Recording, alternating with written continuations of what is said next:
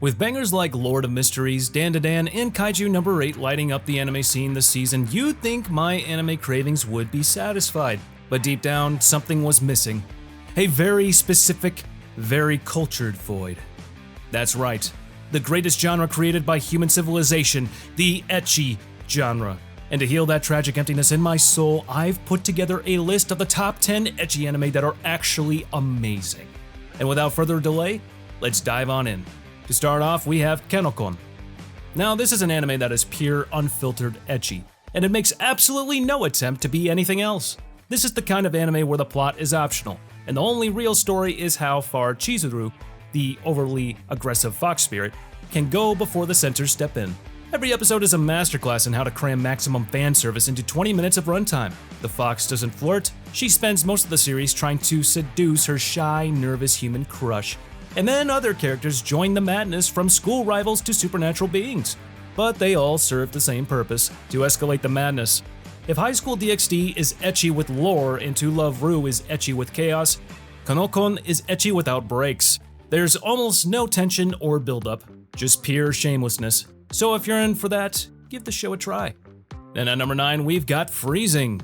Now this show is brutal, bloody, and unapologetically lewd. Never thought I'd say those words together. It's the kind of show that takes the battle school formula and cranks the fan service to the max. Here the clothes are optional and body damage is constant. Every fight scene ends with shredded uniforms, girls tossed around like ragdolls. Somehow it's all part of the structure, too. The premise is a classic ecchi meets action. Genetically modified girls, called Pandoras, fight alien invaders alongside male limiters, with power connections formed through physical synchronization. And sometimes something else synchronizes, but we're not gonna go there. Overall, in a nutshell, this is an ecchi for people who don't mind blood with their bounce. If High School of the Dead got a military makeover, it would look like this. It's not trying to be classy, it's trying to hit hard. And it does. Then at number 8, we've got Mysterious Girlfriend X. Now this one is different. Here, there's no jiggle physics or overdone panty shots. Instead, it builds intimacy through one of the weirdest fetishes I've ever seen in anime, and that's by sharing their saliva.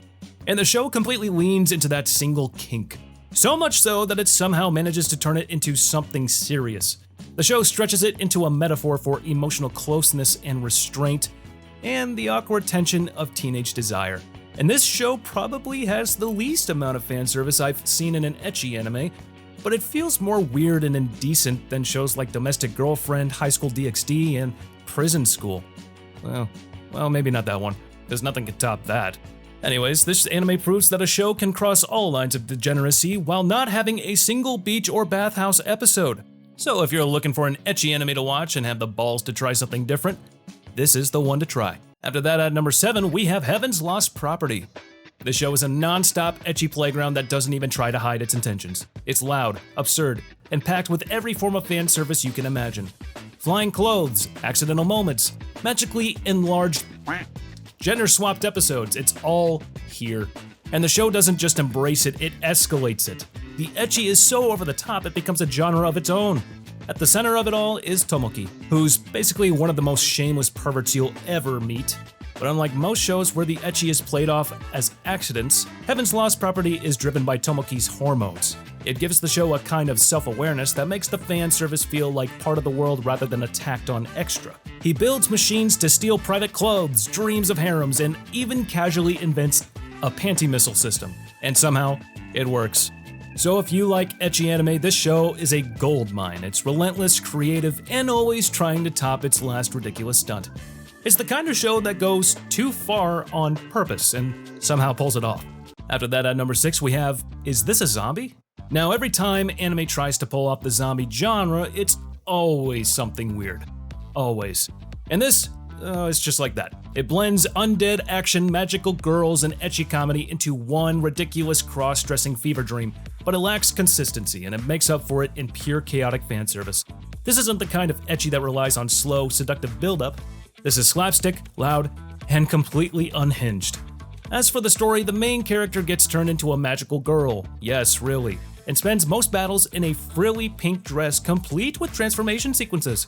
That's the kind of humor this show runs on. Twisted, gender-bent, and unapologetically ecchi.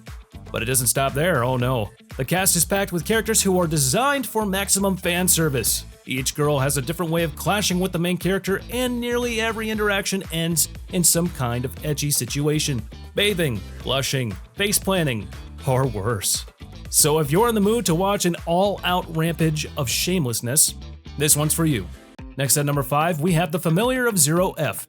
This is a show that celebrates the ecchi genre, love triangles, bedroom confusion, magical mishaps, and all the things I can't say on YouTube unless I want to get demonetized. It's a buffet of classic fan service situations, and it never lets up. Louise is the blueprint tsundere, and all whips, explosions, and jealousy. She spends half the show in her signature dress, and I'm not sure I could show that on this platform. The other half is yelling at the main character for being in situations he could never avoid in the first place. And the fan service here isn't subtle, it's right in your face. Cause half of the freaking characters are so degenerate, they put freaking Rudius to shame. And it's that specific blend of romantic chaos that makes Familiar of Zero feel like the spiritual sibling of Rosario plus Vampire, or Sekire. There's always a new rival girl, a new outfit disaster, or a new reason for Louise to storm in and destroy everything. So if you're in for something deep, well, you might want to look elsewhere. But if you want a show that's as lewd as hell and knows what it's doing, then give this one a try. And at number 4, we have Chivalry of a Failed Knight. This is a show that proves that ecchi anime can have real emotional payoff without sacrificing the fan service. It brings together high school battles, magical duels, and sizzling romantic chemistry, all laced with tasteful, well-timed ecchi content. And what sets it apart is that the story doesn't stall in endless teasing. It commits to its intention. The main leads don't just flirt, they fall for each other, and the fan service grows with that relationship. From the first episode on, it's clear that what kind of show this is. The series balances swordplay with softcore heat, giving just enough skin to please without falling into parody. For fans who want an ecchi anime that knows when to turn it up and when to hold back, visually, the animation plays into it without being excessive.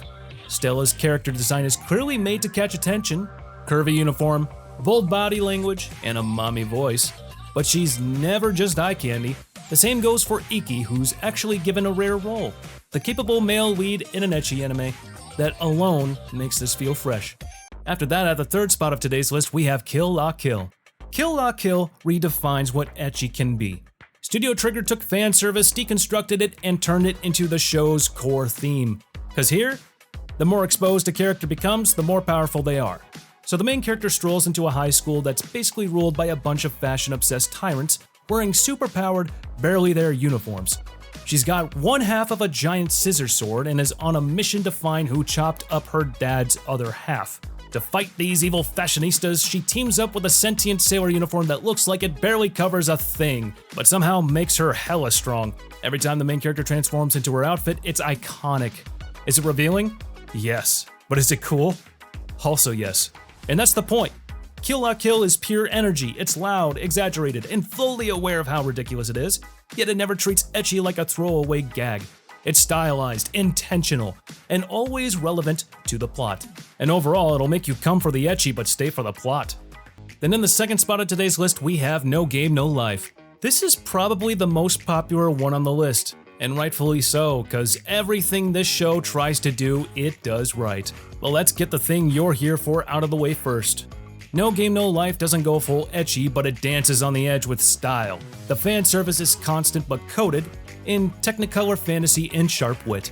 The anime runs on cheeky charm, steamy angles, awkward positions, and characters who definitely know how to tease. It never commits to outright lewdness, but it doesn't play innocent either. So the story is about two siblings who get isekai to another world, where everything is done by playing games. Everything is over the top, from the animation to the banter between the main cast. But the real trick is how these moments are played off as part of the game.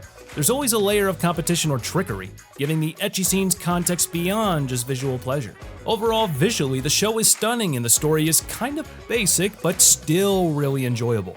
The ecchi elements are wrapped in high saturation color and surreal world building. It doesn't break boundaries like Kill La Kill, but it doesn't need to. No Game, No Life treats ecchi like another tool in its flashy game world, fun, fast, and never dull. So go and give it a try. But at the top spot of today's list, we have Food Wars. Now, what is the best dish you've ever eaten? And did that dish make you want to rip your clothes off and make some pretty questionable sounds? If the answer is no, then that dish just wasn't that good. Anyways, this anime is a top-tier showcase of how far the ecchi genre can go without becoming mindless. It doesn't rely on those accidental mishaps or weird dress codes, though it has plenty of those. Instead, it invents a whole new way to do fan service. Through food. No, I haven't gone insane playing too much Wuthering Waves. That's what this anime actually does. So the main character enrolls in a top-tier culinary school aiming to become the absolute best. And then he starts whipping up dishes so insane they'll make you wonder, is that even food anymore? Every dish causes explosive, clothes-ripping reactions that feel absurd on so many different levels. The ecchi is basically baked into the DNA of the show. It's smart, loud, and proud of its absurdity. If you're in the mood to feel hungry while watching the weirdest fan service in anime history, Food Wars is the model to beat. Well, that's the list for today, guys. If you made it this far, please be sure to comment down below on which anime you think should have been on this list. Also, if you're new here, or you've been here a while but haven't subscribed yet, please hit that subscribe button and press on that bell icon. Send us all to be notified about all our latest new videos. And don't forget to hit the like button. And as for now, I'll catch you later. See you in the next one.